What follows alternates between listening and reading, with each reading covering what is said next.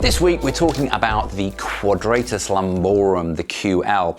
It's another one of those structures that's kind of wrapped up in a shroud of mystery and misunderstanding. I see a lot of people doing hands-on work and working in the lower back area and saying that they are releasing or working the Quadratus Lumborum, or even better, the iliolumbar ligament. The Quadratus Lumborum is the deepest of these back muscles, and when I say deep, it is pretty deep. It attaches onto the edge of the ilium, the sort of wing of the ilium, and on its inner surface that it sits on a broad, thick, hard sheet called the iliolumbar ligament. So the iliolumbar ligament goes from the ilium to the transverse, the fifth lumbar spine, the transverse process of the fifth lumbar spine. And when you see this ligament in reality, you see it in dissection, it is quite often, particularly in elderly people, feels like bone. It feels absolutely solid. It is really, really hard.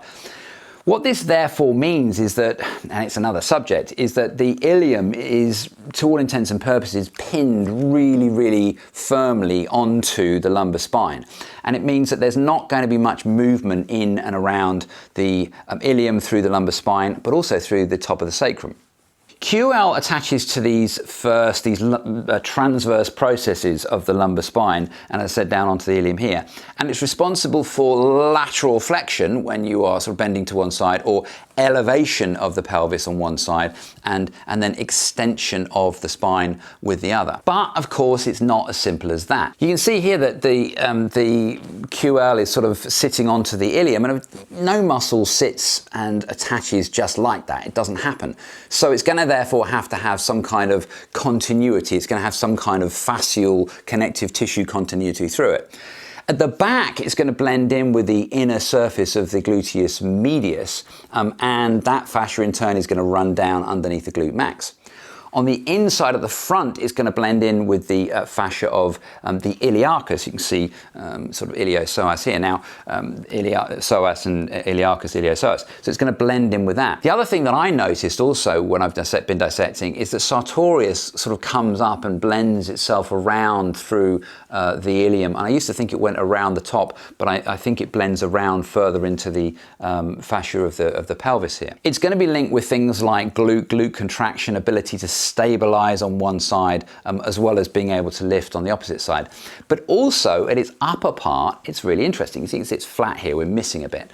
And where this comes to is onto the border of the rib, the 12th rib. Now, again, you can't see it here, but it's going to join up with the psoas and onto this area on the spine, and it's going to stabilize the diaphragm. So the diaphragm is going to come down, attach to the lumbar spine. Psoas and QL are going to come up and form this lovely little triangular star, if you like, that is going to stabilize the diaphragm as far as breath, but is also going to help drive our lymph up through a little space called our cisterna chyli, up where it gets then dispersed and round through the body via the heart. So QL is as much a stabilizer for, say, breath and the diaphragm as it is for, lateral flexion or extension when it's working bilaterally.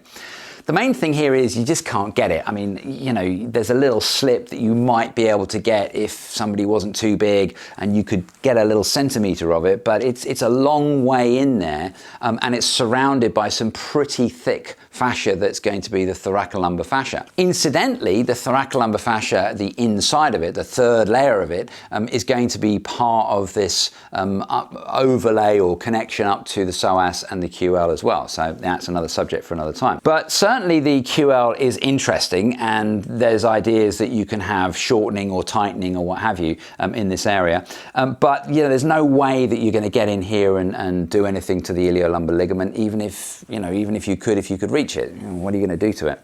So that's QL. Again, surrounded by lots of myths and ideas about what it is, what it isn't, whether you can touch it, whether you can affect it, whether you can stretch it, and so on and so forth. Maybe you can, I don't know. I haven't seen every therapy that works on it, but it's certainly one of those things that you would want to take with a bit of caution as far as the guidance is concerned. Always interested that skeletons and plastic skeletons always come with a little bit of a herniated disc. Kind of normalizes the herniated disc, but also then suggests that that's the reason for you having back pain. Probably isn't. You can see through in here that you've also got this grey stuff, which is all this mass of ligaments. The iliolumbar ligament isn't really demonstrated in here, unless that's what it's trying to be on the grey on the inside. It's a terrible job if it is. But it's certainly a mass of thickened ligaments that sit around from this ilium down onto this sacrum. And it begs the question as to how much movement there really is on the sacrum, which is another video for another time when I'm going to board up my windows and change my address after that one, I can tell you. So there we go, Quadratus lumborum, very interesting structure. Again, doing anything by itself isn't possible. This whole idea of a muscle being responsible for a function is just not possible. It doesn't work like that. So we have to look at what the combined functions are, and we don't really do that very well in anatomy, if at all. So Quadratus lumborum has to work with other things. What's it working with in the lower part? What's it dealing with in the upper part? And there's a lot to look at and understand about it, but it's more than just trying to put your thumbs in and rub it. So there we go, that's QL. I'll be running a webinar on it, so come and join me for that, and I will see you next time. In the meantime, please like, subscribe, do those social media things that are so important, and let me know what you think in the comments below. Bye for now.